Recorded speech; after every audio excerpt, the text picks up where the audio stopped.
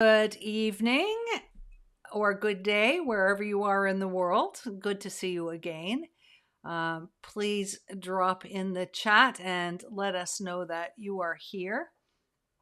In fact, tonight we're going to be talking about good gluten versus gluten-free garbage. So I want you to start adding to the chat what you think is good gluten and what you think is gluten-free garbage, because everybody's got a different take on this. And I hope I don't, rain on anybody's parade with our talk tonight. But you know what? It's so important to me that you do well that I want you to know all the I want you to look at things from all sides. Okay.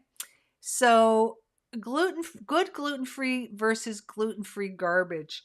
You know, Gluten-free is potentially one of the biggest changes that we make. Really anybody in the world should be making this change. But certainly if there's any kind of auto-inflammatory or neurological condition, then a gluten-free diet is absolutely essential. And of course, multiple sclerosis fits right into there. And why? Because gluten has an instantaneous damaging effect on the microbiome. And and and as instantaneous as its negative effect is, it takes a super long time for it to recover from that damage. So what it does is it increases the permeability in the gut, or the leaky gut. And remember, when there's a leaky gut, there's a leaky blood-brain barrier. And that means that you're having an immune response in the brain, and that gets targeted towards the cerebellum where gluten is involved. And guess what the cerebellum is? It is our gait and our balance center. So definitely not something that you want to be messing around with.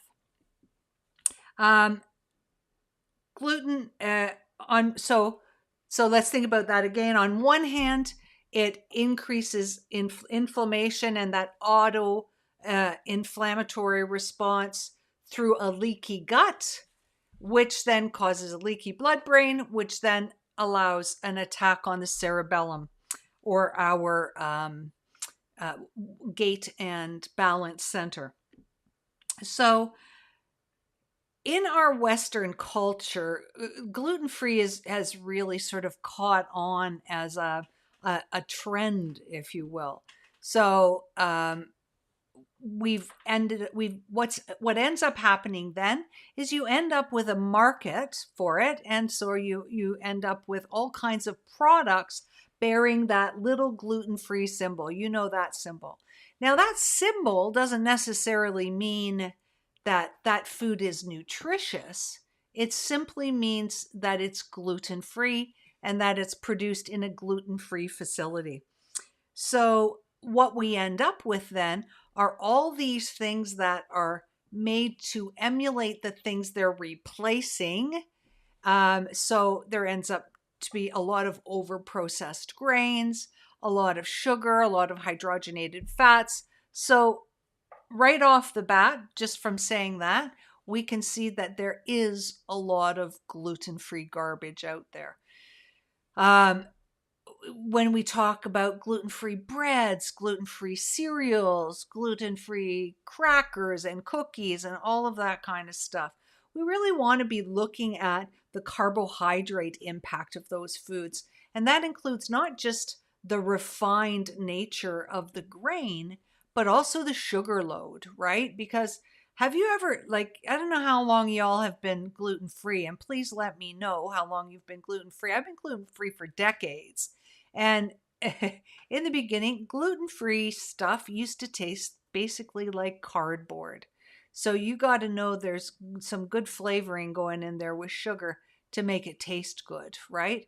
So the first thing is to do is to assess where you are eating these gluten-free products and figure out another way to approach them. Now, it's funny, I just did a little Google tonight for fun, and I Googled gluten-free snacks. And so here's what they came up with. They came up with potato chips, Dr. Google this is, potato chips, Cheetos, jelly beans. Here, I wrote them down. Where were they? Ugh, wherever, I can't remember all of them now. Chocolate, and just a ton of different snack bars that are considered to be gluten-free. Those are not good gluten-free snacks. And I don't care what your addiction has told you about chocolate.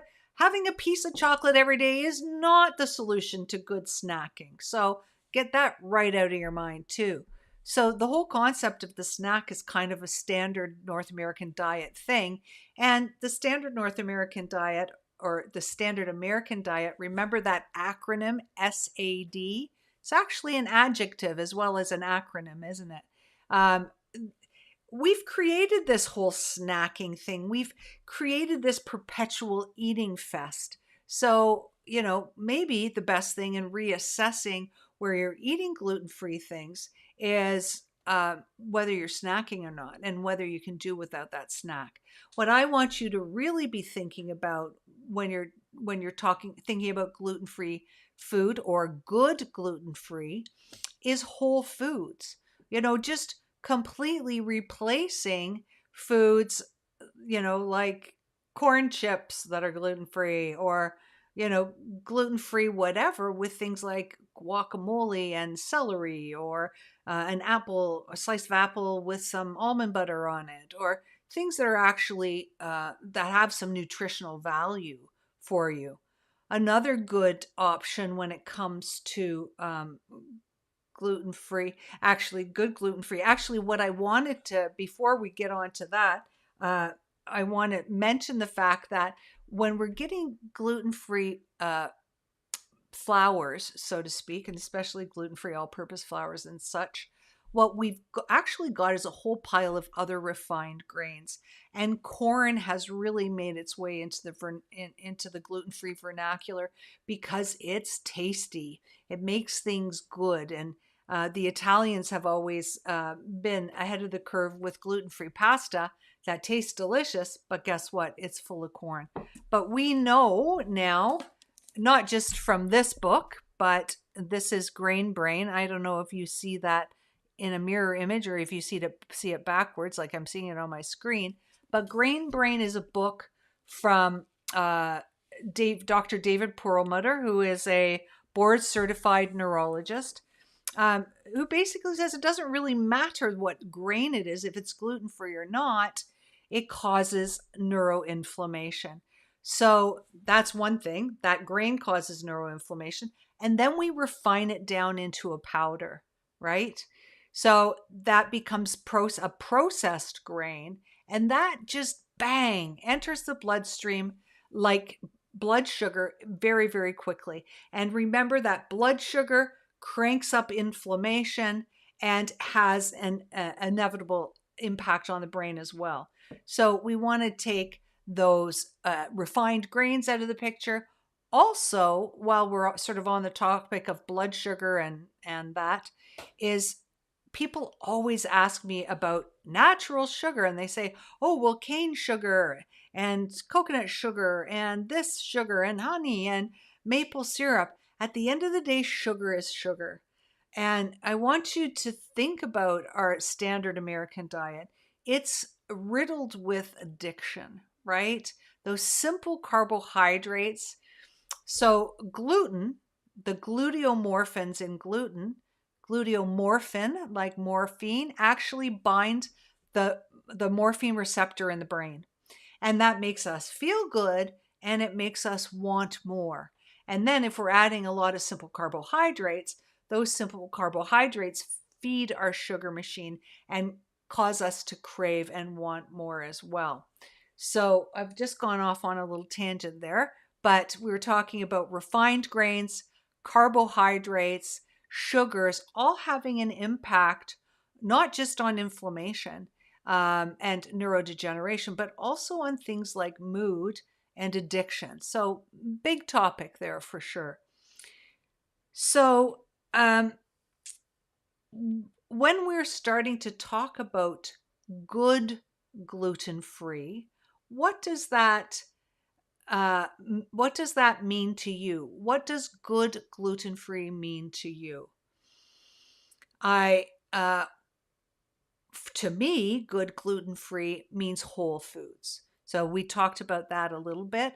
And now the keto world, the ketogenic diet is enjoying a renaissance. It's been around for decades and decades as a treatment for neurodegeneration, specifically in epilepsy. And it uh, it is favoring a lot of almond flour because almond flour is readily available now, and you can make some great things with almond flour. Um, almond flour muffins, almond flour pancakes, things like that. Um, and I sorry, where was I just going to go with that? Uh, sorry. So focusing on the almond flour, but also focusing on other whole foods like using lettuce wraps instead of bread, looking at your breakfast plate and putting sliced avocado in where you would put a slice of bread normally. So, looking at different options that are actually good gluten-free options. Okay, let me look at my notes here. So, yeah, what I was going to say is that I actually Google entire sentences. So here's what I feel like making a muffin say, because muffins, hey, they're great. They can double as a sweet treat or as a breakfast or as a snack. So here's what I Google. I'll Google delicious gluten-free keto morning glory muffin, and I literally have Googled that in the past. And then you come up with a number of different recipes, and then take a look at the ones that suit you. And if you're good in the kitchen, you can sort of pick the best from each recipe and create something good that way. The keto world has definitely changed that. Uh, so where was I? Sorry, I got off on a tangent there, and I put myself out of the thing. Muffins, yeah. No, Whole Foods. Okay, sorry about that. So we talked about the grain brain. Two other things I want to bring to your attention when it comes to good gluten-free, and this is something that is available in the States and in Canada. I don't know about Europe, and I don't know about the Middle East, but it's a company called Simple Mills, and Simple Mills actually has a great almond flour cracker that is available in Costco. At least it is here in Ontario. But I looked into them the other day, and they actually do some really lovely pancake mix and muffin mix. And so I thought I would order some because I am definitely a food snob. So I tried them out. They are definitely minimal ingredients, super, super whole foods, and they are really good. So I think the muffins do have a little bit of sugar in it, but it's way down on the ingredients list, and it's coconut sugar, which is supposed to be a lower glycemic index. So Simple Mills, I got the Simple Mills stuff at Off iHerbs. They are American, but they ship to Canada and charge in Canadian dollars. And just a little secret, if it's your first order, then you get 25% off. And I would go ahead on my recommendation and get a couple of packages of those just to throw in the cupboard to have when you want to whip something up.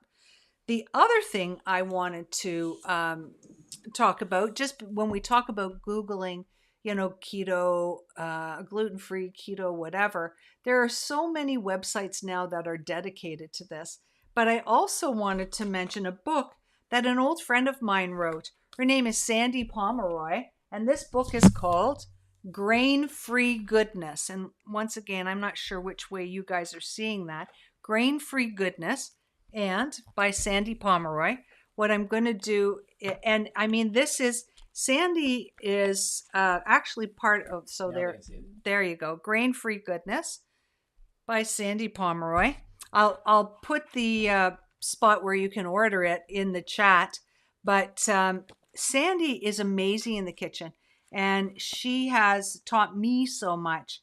And this book is really amazing. Like, I can't tell you how much I've looked through it, but it's got mains and sides and desserts and breakfasts and all kinds of stuff.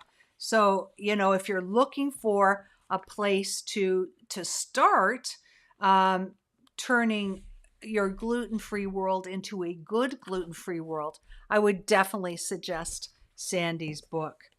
And like I said, there's also so many recipes on the internet these days.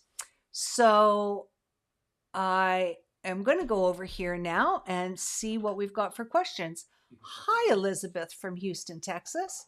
Gluten-free since December 2021. Awesome. Oops, sorry, Mike. He always wants me to put these up, and I always forget.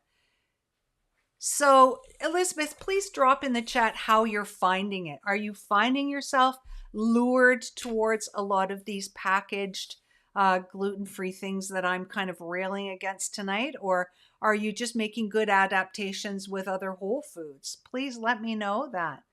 I've got somebody here that just shows up as Facebook user here asking about the chocolate. That would be from the group, I think here. That was Kathy Carvalho. Oh, Kathy, my darling Kathy. I know. The chocolate world wants you to eat a piece of dark chocolate every day, right? It's high in antioxidants. It's also full of caffeine. And it just, in my years of experience, it like clinical experience, it is like I did decades and decades of food sensitivity testing, and chocolate was always way up there. So I think people need a piece of dark chocolate every day? No, I don't. I think a piece of dark chocolate is a nice treat once in a while, but an everyday thing? No, I don't. Sorry. Lisa, do you believe that you need to find out the root cause for MS, as functional medicine doctors do, then detox, etc.? Overwhelming on test supplements. What's your take? So, Lisa, I'm a naturopathic doctor. Naturopathic doctors are the original find the root cause doctors. I'm also a certified functional medicine practitioner. And it's interesting. I'm involved with the Institute for Functional Medicine. I mark their exams every year. And so basically, the functional medicine is teaching medical doctors to look for the root cause.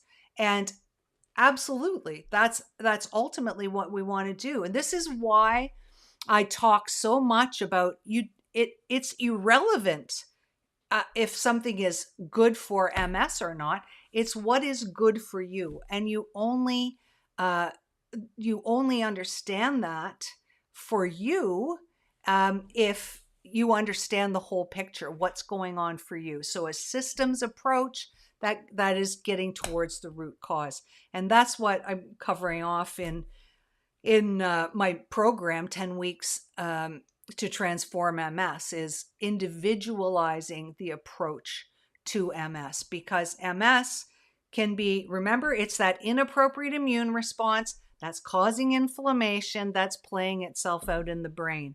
So what's causing that inappropriate immune response is different for everybody. There are lots of commonalities, but there is also lots of room for individual. That's why, some things people say, oh, that I tried that, it didn't work for me. Well, there's two things there. We live in a culture that wants overnight results, and that's not the way the body turns it around. And it's not always the same answer for everybody. Does that make sense to you, Lisa? Hi, Sarah Wilson. You've been gluten-free for 7 years now. Excellent. How are you making out with that, Sarah? Are you finding it easy? Are you finding it challenging? Do you find you're eating a lot of packaged gluten-free stuff, or are you making good choices and changing your approach to eating and snacking? What did you say, Mike? Oh, keep getting quiet. What's that? Oh, sorry. Sorry, I always forget this. There's Sarah Wilson. So basically, what's the message tonight? The message is we know the damage that gluten does, but now gluten-free is kind of this license to make all this packaged crap that equally increases the inflammation in the body and in the brain. So what we need to do is reassess how we look at different foods, different meals, how we can do without these processed gluten-free foods. That's Elizabeth. There's Elizabeth saying, I gluten-free bread, Canyon Bakehouse brand, every now and then, eat Simple Mills cookies. They're yummy. I eat more fresh whole foods. Yep, that's the way to, good approach, Elizabeth. You know, people have asked me what makes a good gluten-free bread. I don't really condone gluten-free bread. I mean, we have a loaf in the freezer because every once in a while, we'll do an avocado toast or something like that. But look at the labels, really read the labels and look at what the ingredients are. Because if the first ingredient is potato starch or corn starch, then just leave it on the shelf. Let somebody else eat that. You don't want to eat that. You want to look and see how much fiber there is in every slice. And if there's not 3 or 4 grams of fiber in every slice, leave it on the shelf. Let somebody else eat that. So, you really want to be looking for high quality gluten-free products. And guess what? You're going to pay for them because real food costs money. Cheap food is highly refined food. And of course, when you're doing the highly refined grains and lots of grains anyway, you're going to get into more molds and things that come with eating a lot of grains. So let's see what Sarah's got to say here. Oh my gosh, I feel amazing. I do not eat anything packaged. Yay. I eat meat, veggie, salad, fruit, no packages, unless the one time a month when I have rice pasta. There you go.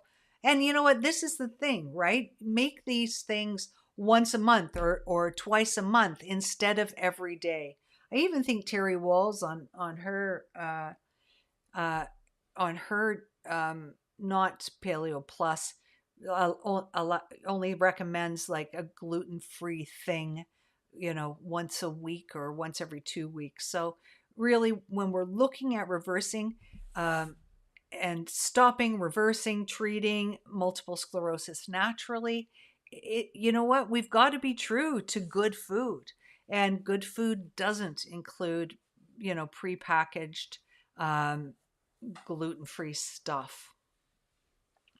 So I hope that was helpful. If there are no other questions, Halloween's coming. oh my gosh, Halloween's coming. So Mike was saying, oh my God, Halloween, it's not that far away. And people say, I've already heard it, right? People who say, oh, I've already gone through a box of 88 treats. So, and we've got sugar, we've got chocolate, we've got gluten in those things. So I encourage you to look at Halloween differently too.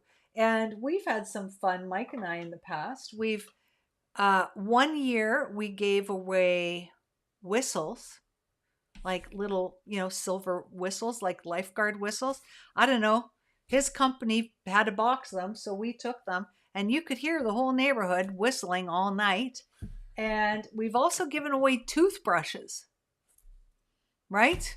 So just taking a different spin on Halloween. Yeah, we're not the favorite. We're not the favorite house in the neighborhood, that's for sure. That's right. But that's okay. Get creative. Because, get creative is the message there. So, you're not tempted by having all of that stuff laying around the house.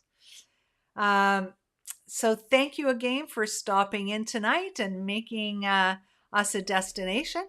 And guess what? We'll talk next week. Take care. Bye-bye.